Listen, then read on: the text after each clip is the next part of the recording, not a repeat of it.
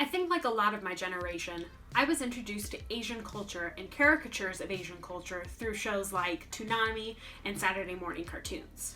I was introduced to Japanese culture and anime by watching shows like Pokemon, Dragon Ball Z, Yu-Gi-Oh!, Sailor Moon, and Cardcaptor Sakura. I was introduced to a caricature of Chinese culture through shows like Jackie Chan Adventures and American Dragon Jake Long. In high school, that was when I was actually introduced to the term anime and jumped fully headfirst into ingesting different types of Japanese content, along with trying to learn the Japanese language, creating characters using the literal Japanese translations for names, along with seeing great Japanese animated films from Studio Ghibli and so forth. I've really loved learning about Japanese culture and learning about other Asian mythologies and histories. And now in present day, with the overall growth and popularity of K-pop groups and Korean dramas, Asian culture is just becoming more and more ingested by American and Western audiences. So I think that's really cool. So today, and during the month of May, we're going to be celebrating anime. Today, we will be talking about some Asian-inspired board games. But stay tuned to see my sister and I acting like total weebs and reacting to our favorite anime openings, and see me do some fan art of some of my favorite anime characters and much more. But without further ado, let's get started. Sushi Go is a fast and fun pick-and-pass card game based on a very popular Asian dish, sushi. Specifically, the board game looks like a sushi conveyor belt, a fast food style of sushi in Japan called kaiten sushi. You can choose what type of menu options, the cards, your players can get, all having different types of points and different ways you can earn them. The board game shows you the different options that you will need for the game. Nigiri, which is always included, a specific sushi roll, 2 specials, 3 different appetizers, and a dessert. A certain number of dessert cards get added into the main deck before each round. Once your menu is decided, each player will receive a random starting deck of cards. You choose one card, keeping it hidden until all other players have chosen theirs and pass your deck to the left. Then, all players reveal their cards, and you get to look at the new deck that you were given from the player to your right. You choose another card, trying to work with whatever cards you have, trying to make the best combos to earn points on the board. Once all players have chosen, you reveal your cards and repeat the process until there are no cards left in each of your decks. Then you score accordingly to whatever the bonuses you earned this round. Whoever has the most points at the end of 3 rounds wins. Sushi Go is an adorably stylized game with so many choices and combos of gameplay that no game will result the same. It's a very fun and easy game to play. Dragon Castle is a game freely inspired by the Chinese game Mahjong Solitaire. During your turn, you take a pair of identical tiles from the central castle, known as the Dragon Castle, and place them anywhere on your own realm board to build your own castle. Certain colors are worth different points. Red, green, and yellow are worth 1, blue and black are worth 2, and the dragon tiles are worth 3. You can choose to only get 1 tile and then a shrine piece in its place of the second tile, or you can sacrifice 1 tile and lay it face down next to your board, not to be used for anything, but to also get 1 victory point from the victory point pool. Every time you have a set of 4 tiles orthogonally placed against each other of the same kind, you consolidate them, aka flip them face down to score points.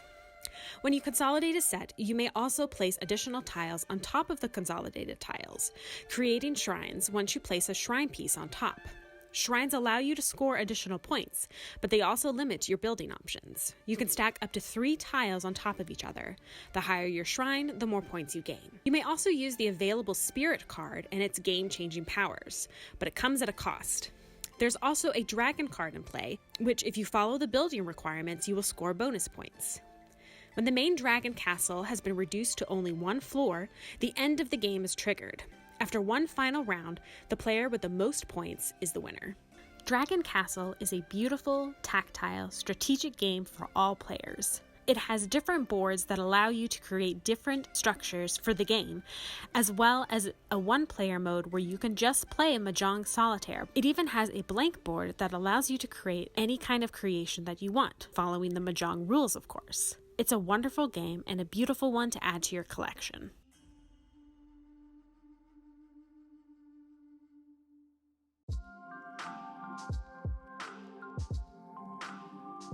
Machikoro 2 is a fast-paced, dice-rolling tableau-building game for 2 to 4 players. Each player wants to develop their city on their own terms in order to complete all of the landmarks faster than their rivals. On their turn, each player rolls 1 or 2 dice. If the sum of the dice rolled matches the number of a building that a player owns, they get the effect of that building. In some cases, opponents will also benefit from your dice, just as you can benefit from theirs. Then, with the money that you have, a player can build a landmark or a new establishment, ideally adding to the wealth of their city on future turns. Different establishments can correlate to other establishments and other landmarks as well, giving you more points. The first player to construct 3 landmarks wins.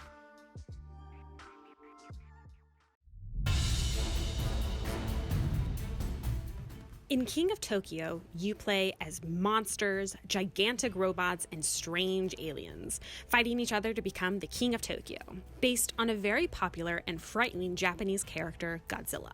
At the start of each turn, you roll 6 dice, which show you the following symbols: 1, 2, or 3 victory points, energy, healing, and attack. Over 3 successive throws, you choose whether to keep or discard each die in order to win the victory points, gain energy, restore your health, or attack other players. In order to gain victory points, you have to have 3 of the same number, which will reward you that number's worth. 3 1s get you 1 point, 3 2 points get you 2, and so on. The fiercest player will stay in Tokyo and earn extra victory points through every round they survive. But that player can't heal and must face all of the other monsters alone. Along with dice rolling, there are special cards that can be purchased with energy that have a permanent or temporary effect. In order to win the game, one must either destroy Tokyo by accumulating 20 victory points, or be the only surviving monster once the fighting has ended. It's an extremely fun and simple themed game to play. If you are a fan of King of Tokyo, I highly recommend King of Tokyo Dark Edition. This is a collector's edition with brand new art by Paul Mafayon.